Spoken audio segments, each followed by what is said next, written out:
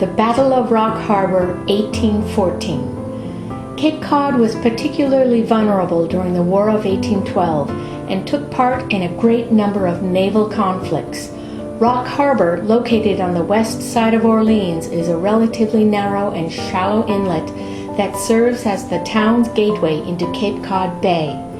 This Orleans Creek was the site of a skirmish between locals and the British Navy on December 19, 1814. The United States declared war on Great Britain on June 10 in 1812 because the United States had been violated in ways that suggested the new nation was still a colony subject to England.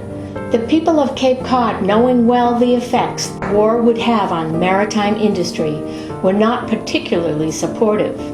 Despite the American government's embargoes against England, much illicit business was carried on between American traders and British officers. Eventually, the United States government was driven to enforce laws prohibiting all trade with Britain. When the war began, the British government enforced a blockade around the Delaware and Chesapeake regions. There was a certain amount of mutual need between the United States and Great Britain. England needed American supplies, while Cape Codders were eager to earn their money. As the war developed, the blockade was extended, and by May 1814, it included the whole East Coast, including Cape Cod. By 1814, the size and strength of England's Royal Navy allowed it to blockade all of the ports around Cape Cod Bay, from Provincetown to Falmouth. American ships caught running supplies or trading goods were seized, and its crew members were taken prisoner. The British ships of war raided Cape Cod harbors and burned boats at will. Threats of bombardment and destruction made the people of Cape Cod on the alert of British vessels hovering around their shores. Orleans appointed a committee of safety, and militia guards were placed on the bay shore to sound an alarm if the enemy should attempt to carry out their threats. Some of the less scrupulous British commanders demanded payment from the townspeople in exchange for not attacking them. Captain Richard Raggett of the HMS Spencer was among those who demanded ransoms, earning his nickname the Terror of the Bay. Captain Raggett demanded that the town of Orleans pay a sum of $1,000 for the safety of its citizens. Otherwise, the town would be bombed and the saltworks destroyed. The neighboring towns of Eastham and Brewster had already paid handsomely to save their saltworks, but Orleans refused the insulting proposition. Another ship, the HMS Newcastle, led by Captain Stewart, captured American privateers and harassed the coastal towns of Cape Cod Bay.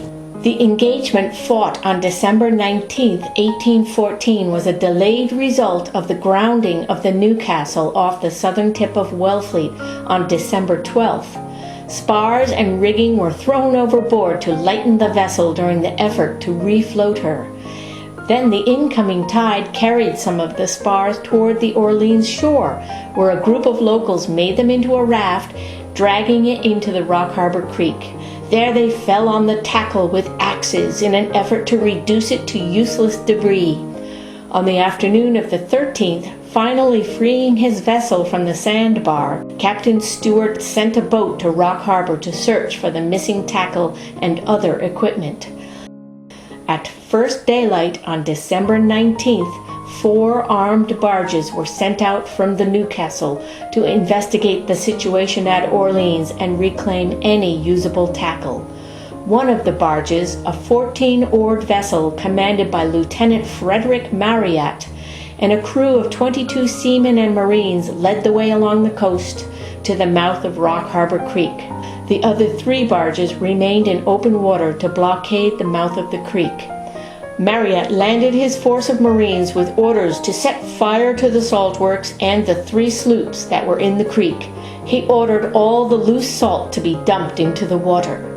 Several of the townspeople, armed with muskets, opened fire from the west side of the creek from behind a sand breastwork they had constructed.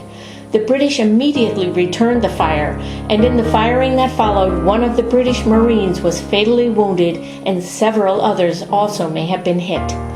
In the face of growing resistance, Lieutenant Marriott ordered the Marines to cover the retreat to the remaining barge.